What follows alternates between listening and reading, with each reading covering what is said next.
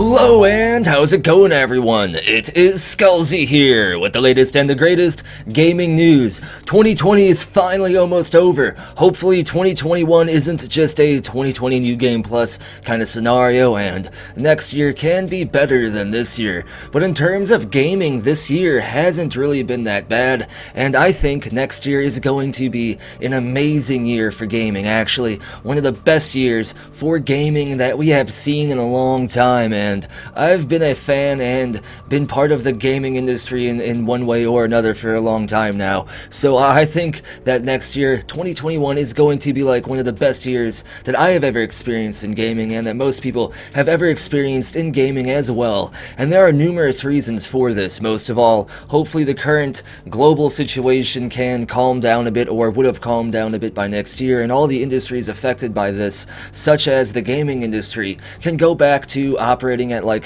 full efficiency and normality. And I think we're gonna see like some of the full 100% pure next-gen titles, some of the best next-gen titles for the first time next year, because cross-gen titles are always limited by the last generation of gaming technology, in this case that PS4 and that Xbox One. And we can see hang on a second, I thought I got rid of that Daedra. Hang on, just give me a second. Daedra! Get back, I say! Get back, I say! But as I was saying, I believe Cyberpunk is like a good example of just how limiting that like cross-generation games can be, because there were a bunch of issues with Cyberpunk 2077, most of which I think could have been solved if they would have just released the games on the next generation of gaming technology and not the Xbox One and the PS4, even though that would have left out a large number of the gaming community, which kind of sucks. But either way, today I want to talk about why I believe that 2021 will be a great year for Bethesda, and why I believe Starfield will 100% come out in 2021, at least for my own educated speculation or guess or whatever you want to call it. But the main reason is, first of all, Fallout 4 came out in like November of 2015, and Skyrim before that came out in November of 2011. And so like as of right now, it's December of 2020, which means that by the time Starfield comes out, if it comes out in November of 2021, that would be 6 years between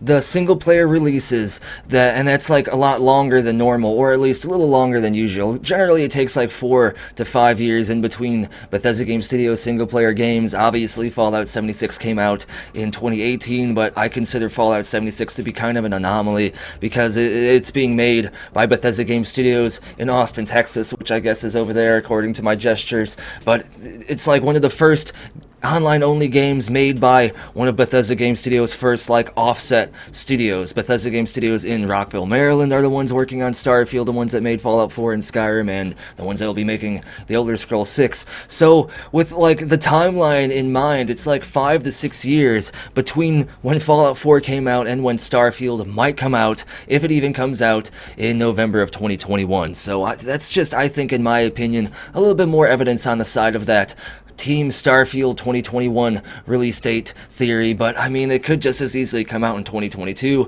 because we don't know how affected Starfield's release was by all the global stuff going on. I don't want to say the name of what it is, because YouTube hates when people say it, but you know what I'm talking about. We don't know how much Starfield was affected by all that stuff.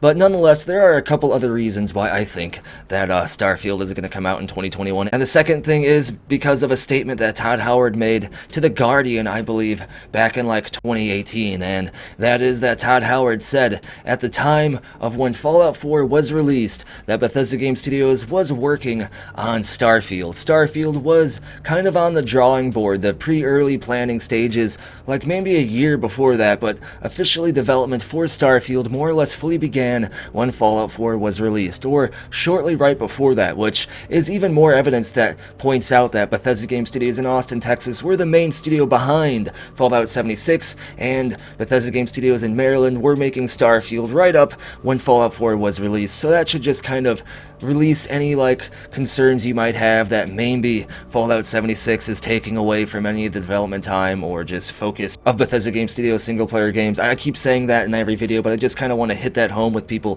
who are worried that might be the case. I don't know why the Italian in me comes out and I have to talk like this all the time in the videos. But let's say that Starfield essentially began development like sometime in 2014 to 2015. That means if it came out in 2021, it would have been in development for 6 to 7 years. So again, that's one of Bethesda Game Studios' longest dev times, and Todd Howard also said that this is one of the major, biggest engine overhauls and upgrades that they've done since, even larger from the one that was between Morrowind and Oblivion. So this is like the biggest engine overhaul Bethesda Game Studios has ever done. So that engine overhaul can allot from some of the time, from some of the 6 to 7 years of Starfield's development. But either way, Bethesda Game Studios would really want to get Starfield out because they know that the majority of their fan base like them or play their games, buy their products for their single-player open-world RPGs. Yes, Fallout 76 is a decent game, and even with that in mind, Bethesda knows that it's not for every single person in their audience. In fact, it might be for a minority, a small percentage of Bethesda Game Studios fan base, so they want to get that single-player game out there, especially early on during the life cycle, the lifespan of this current generation of gaming. I'm talking about the Xbox Series X and the PS5, because if they kind of wait another year or two to release Starfield would kind of be in the early middle of the current gaming technology, the current console life cycle, and that means that The Elder Scrolls 6 would be released probably as a cross-generation game, and I don't think Bethesda would want to do that, or at least they'd want to avoid that, because I kind of think it would be a better idea to release Starfield in 2021, right at the beginning of next gen, and that would leave more time, more of like an opportunity for Bethesda to get The Elder Scrolls 6 out before the current generation of gaming ends and the PS6 or whatever comes out. But that's just my opinion. There is one last thing to support why I believe Starfield will come out in 2021, and this is something I've broken down in previous videos, which is why I waited to cover it during the last few minutes of this video, and that is based upon the official United States trademark filings for the actual literal game for Starfield itself, because like I broke down in previous videos, the United States Patent and Trademark Office gives a company like 6 months from the time that their product, in this case from when Starfield was approved, to actually have the game in commerce, have the product sold in the market, meaning that Bethesda Game Studios would have to have Starfield, or at least proof that Starfield is about ready to be sold on the market, provided to the United States government. Otherwise, they lose the rights to the Starfield trademark. However, the United States Patent and Trademark Office will allow companies like Bethesda to take out 5 additional extensions, and each extension is another 6 months. And according to the official most recent update of the legit Starfield trademark database filing, Bethesda will be activating or requesting their 3rd extension request any day now, meaning they have like a year and a half from right now, from December of 2020, to get Starfield ready for release. And that basically puts their like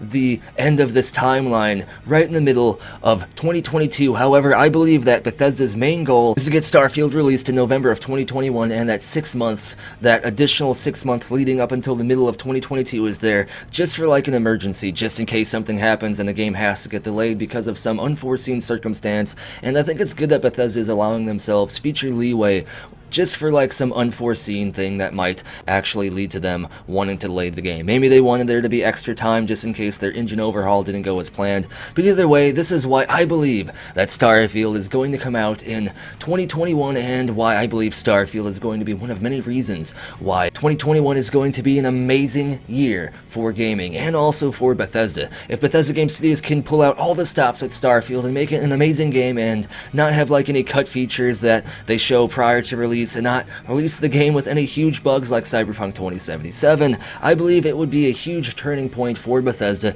in terms of gaining a lot of the community's trust that they may have lost over the years for just some things that might have been overblown, and other things that Bethesda does deserve to be called out for. But either way, that's everything I wanted to talk about in today's video. That's all of my Bethesda rambles for today. Let me know what you think about when you think Starfield will come out, and if you think next year will be a great year for gaming, down in the comments below. And as always, if you enjoy the content, be sure to like the video, subscribe, and turn notifications on. And if you want to help grow the channel and the community, be sure to share this video and share my other content, because sharing videos is the best way to help grow a channel and the community. And YouTube, for some reason, isn't notifying subscribers of my uploads, or at least some of my subscribers, and people who aren't subscribed aren't getting shown my content either, so my channel is growing slower than usual. So if you share the videos, it would be greatly appreciated. And speaking of appreciation, thank you to these amazing people for going above and beyond to bring you content like this. If you want to get your name added to this list and get a future video shout out permanently in every video from this point forward,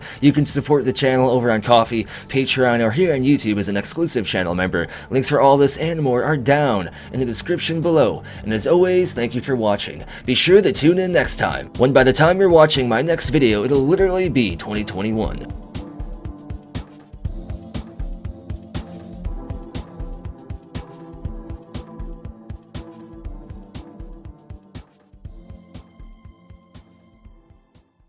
It just works.